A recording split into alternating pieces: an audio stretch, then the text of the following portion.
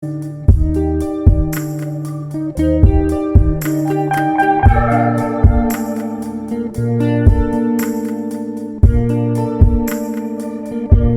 number 9. Here, the sums of n terms of two arithmetic progressions are on the ratio 5n plus 4 by 9n plus 6. Find the ratio of their 18th term. So, sum of n terms of two arithmetic progressions are given. So, two arithmetic progressions are there. Done? So, let's start with our assumption. So, for arithmetic progression 1, for AP1, we are assuming first term is nothing but the A1 है ना, first के लिए A1 और common difference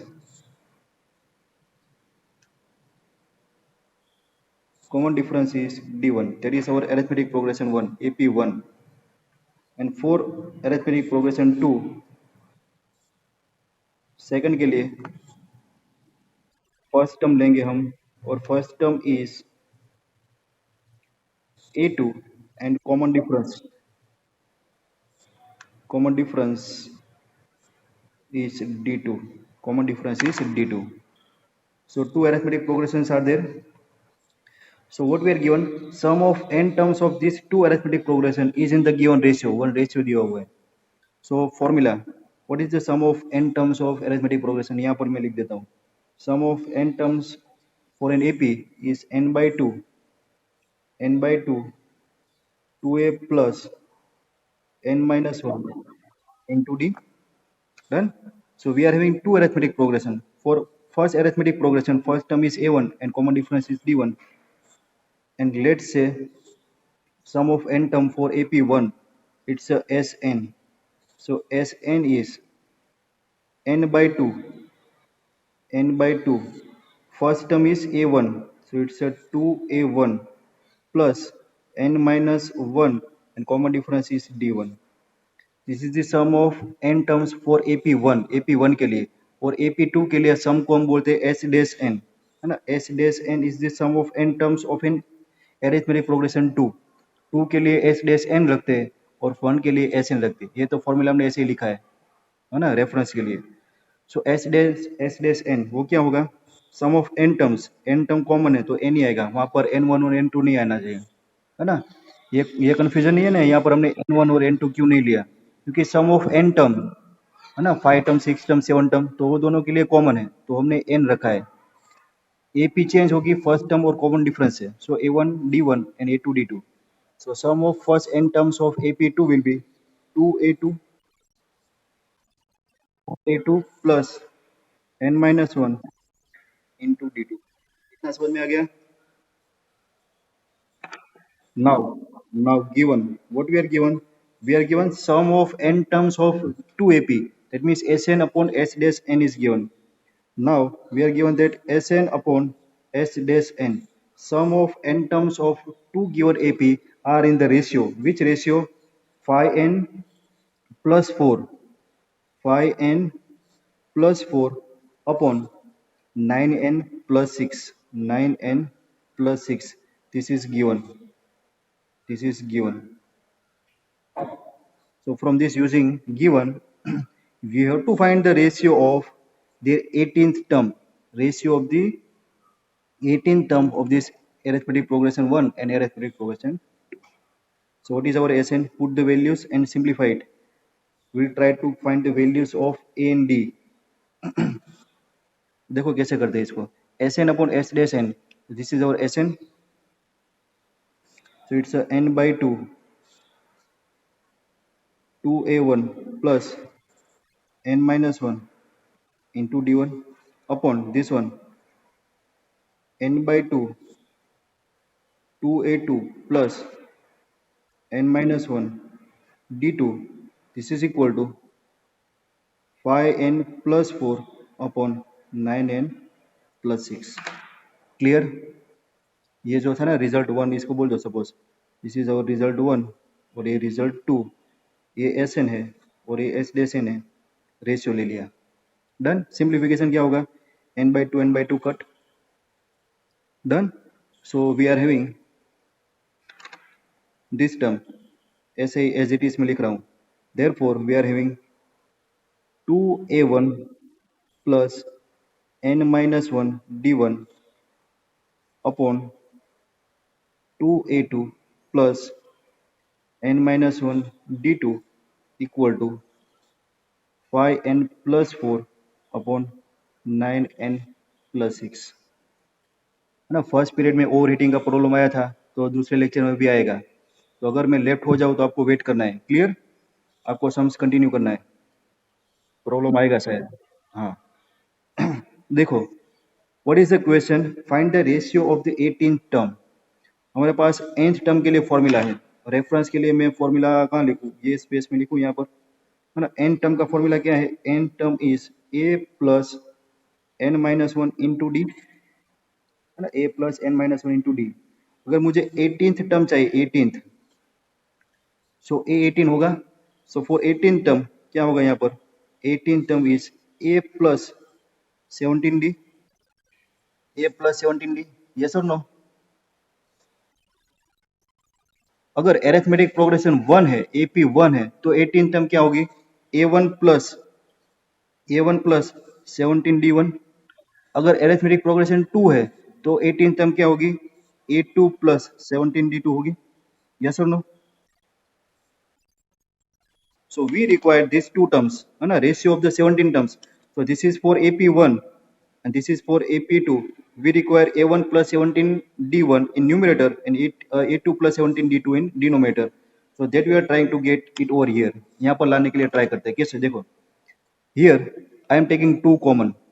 So what we are getting, it's a A1 plus 2 terms are there, 2A1 plus n minus 1 D1, 2 common ले रहा हूँ, so it's a A1 plus here we are getting n minus 1 by 2 D1, yes, divide by, ये ऊपर 2 रहेगा, नीचे भी 2 आएगा, वो दोनों कट हो जाएगा, it's a A2 plus n minus 1 by 2 into D2 equal to 5n plus 4 9n plus 6। किसी को कुछ लॉजिक दिमाग में आ रहा है, देखो, मुझे चाहिए A1 प्लस 17D1 और A2 plus 17D2, that means यहाँ पर मुझे 17 चाहिए। देखो क्या चाहिए मुझे यहाँ पर, 17, बोलो 17 कैसे आएगा, यहाँ पर 17 लाने के लिए मुझे क्या रखना पड़ेगा, n minus 1 by 2 equal to 17 लेना पड़ेगा। So what is the value of n, n equal to 17 to 34 plus 1 35 रखना पड़ेगा। If I am taking n equal to 35, done, so I will get 17 over here, so let's take n equal to 35, clear, बस यही logic था, is it clear? So let take n equal to 35 over here, so it will be A1 plus 35 minus 1 34 by 2, it's a 17D1, A1 plus 17D1 is nothing but the 18th term for AP1, देखो यहाँ पर मैंने explain किया, और नीचे आएगा A2 plus 17D2, that is 18th term for this AP2 equal to 5n, n, what is n, 35, so it's a 35 plus 4 upon 9 into n, 35 plus 6, so it's a A1 plus 17 D1, that is the 18th term, so it's a A18 for the AP1, AP2 के लिए A dash 18, 18th term of AP2, that is equal to 35 into 5, 175 plus 4, और 35 into 9, 315, कितना होगा, 315, very good, plus 6 equal to 179 upon 321, done. So ratio of the 18th term of AP1 and AP2 is our answer, A18 upon A dash 18 equal to 179 upon 321। Clear students, पूरा logic था, ये यहाँ पर था, ये part में, understood. चलो next question,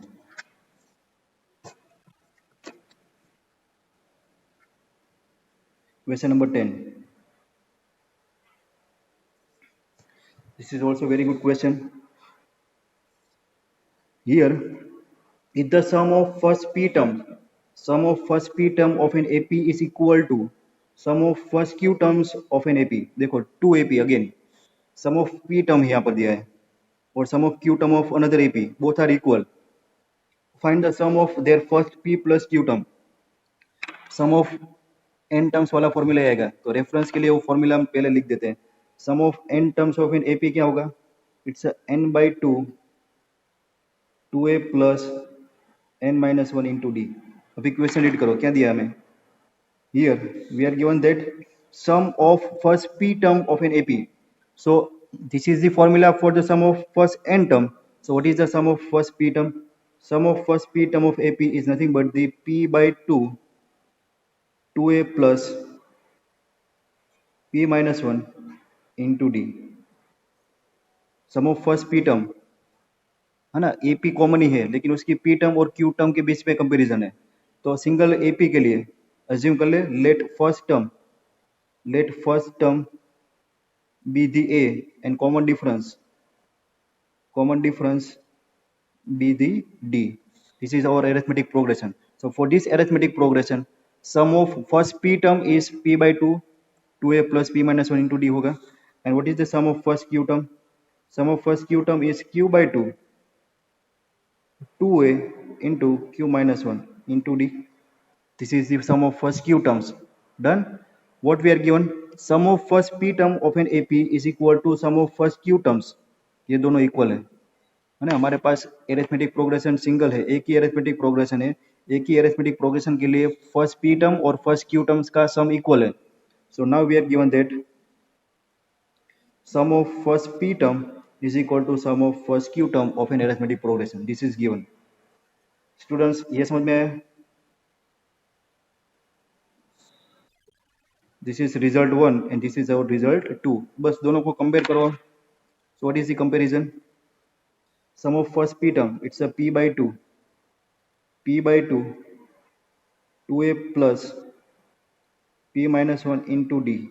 This is equal to q/2 2a plus q-1 into d.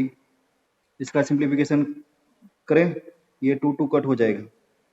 ये होगा ये p को अंदर मल्टीप्लाई करें तो होगा 2ap. Therefore this will be 2ap plus ये p यहाँ पर मल्टीप्लाई होगा और d बार पहले से ही है तो p इंटू डी होगा और ये p के साथ मल्टीप्लाई होगा. तो it's a p square D minus p into D. Clear? 2 terms है यहाँ पर, ये देखो 2 टर्म्स. तो ये p को दोनों टर्म के साथ मल्टीप्लाई किए. सिमिलरली ये q को मल्टीप्लाई करना पड़ेगा ये 2a के साथ. सो it will B 2aq plus ये q को ये q-1 इंटू डी के साथ मल्टीप्लाई करना पड़ेगा. सो q इंटू डी पहले से होगा. So it's q square D minus qd ऐसे होगा. Now what I am doing, क्या कर सकते हैं? ये 2aq को इधर ले लो लेफ्ट हैंड साइड पर. किधर? लेफ्ट हैंड साइड पर. सो ये 2ap माइनस 2aq होगा और 2a कॉमन ले लो. सो 2a common, it will B p minus q. Yes और ये q square D minus p square, ये सबको मैं ये साइड पर ले जाता हूँ तो क्या होगा? It's a q square D minus p square D. ये दोनों को साथ में रख के सिंप्लीफाई करेंगे और ये माइनस पी डी इधर आएगा तो plus P D minus Q D. ये दोनों का एडिशन साथ में करेंगे. Is that clear? है ना, साथ में रख दिया सबको. इसको साथ में रखा, ये इसको साथ में रखा, क्यू स्क्वायर डी और पी स्क्वायर डी को साथ में रखा और ये जो क्यू डी और पी डी उसको साथ में रखा साइन चेंज करके जो करना था वो. ठीक है. Now here this is 2a p minus Q equal to, यहाँ पर कॉमन आएगा d common q square minus p square. तो q square minus p square plus यहाँ पर d कॉमन, तो इट्स p माइनस q. देखो p माइनस q यहाँ पर भी दिख रहा है, यहाँ पर भी दिख रहा है. यहाँ पर किसी को दिखेगा, किसी को नहीं दिखेगा. दिख रहा है यहाँ पर p माइनस क्यू। इसको माइनस में कॉमन ले लो ना, माइनस कॉमन, तो किसी को दिखेगा शायद। देखो 2a p माइनस क्यू, यहाँ से मैं माइनस कॉमन ले रहा हूँ, ये माइनस डी होगा और ये होगा P square minus Q square. तो P square minus Q square को अगेन फैक्टराइज करेंगे ना, तो वन फैक्टर आएगा पी माइनस क्यू। दिखा अभी? दिखा अभी कि नहीं दिखा? यहाँ पर p माइनस क्यू, यहाँ पर p माइनस क्यू, यहाँ पर p minus Q. So here p plus q will be there plus d will be there. Done?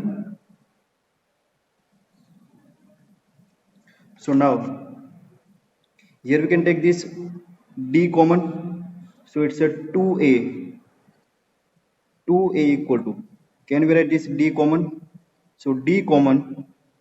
So it will be equal to. Here we are taking d common. So it's a 1 minus p minus q. It's a 1 minus p minus q will be there. ये समझ में आया? Hence value of a is 1 minus p minus q by 2 into d. Clear students? चलो ये a की value आ गई। Now what you have to prove? Sum of p plus q terms, है ना? Prove that, find the sum of p plus q terms of an AP. तो formula ये वाला use करेंगे, लेकिन यूज करेंगे p plus q के लिए। सो replacing n with p plus q. So sum of p plus q term, it's s of p plus q equal to, यहाँ पर n की जगह पर क्या रखेंगे? p plus q by 2 into 2a, और a क्या है हमारा? ये वाला। So a is 1 minus p minus q by 2 into d. This is 2a. This is the value of 2a plus n minus 1 into d. What is our n? N is p plus q. So it's a p plus q minus 1. N is p plus q. So p plus q minus 1 into d. This is sum of first p plus q term. Done? So here simplification. देखो कुछ दिख रहा है आपको? This is equal to, यहाँ से मैं d common ले लूँ,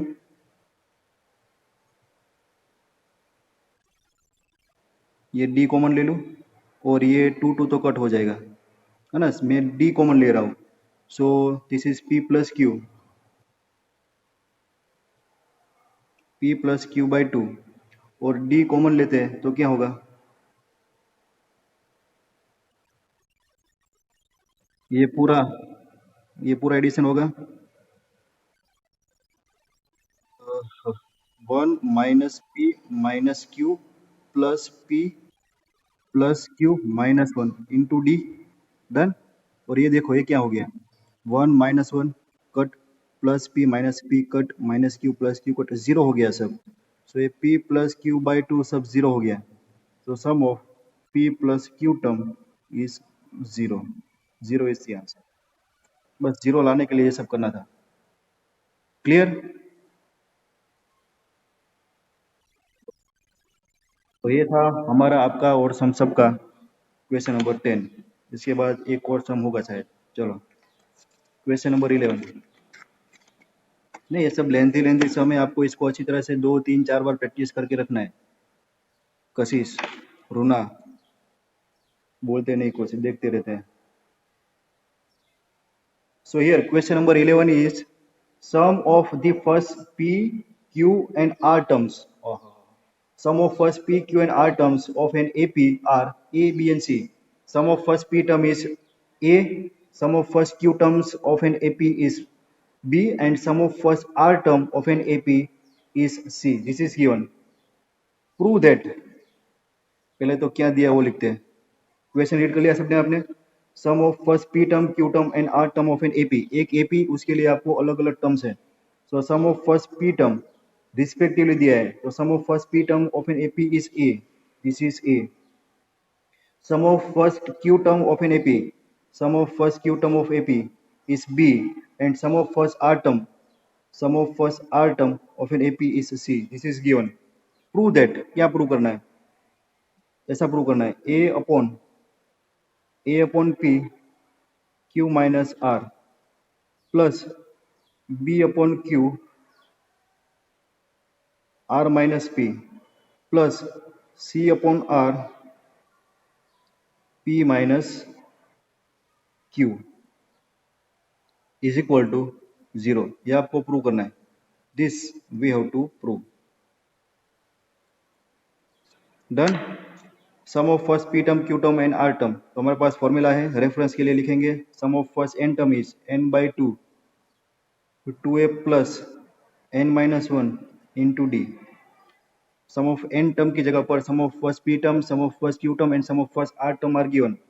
डन। तो यहाँ पर हमारा अजम्पशन होना चाहिए first term and common difference. यहाँ पर हम फर्स्ट टर्म ए नहीं लिखेंगे क्योंकि यहाँ पर ए तो ये एक्सप्रेशन में दिया है। So let's first term of AP, first term of an AP is capital A लेंगे एंड कॉमन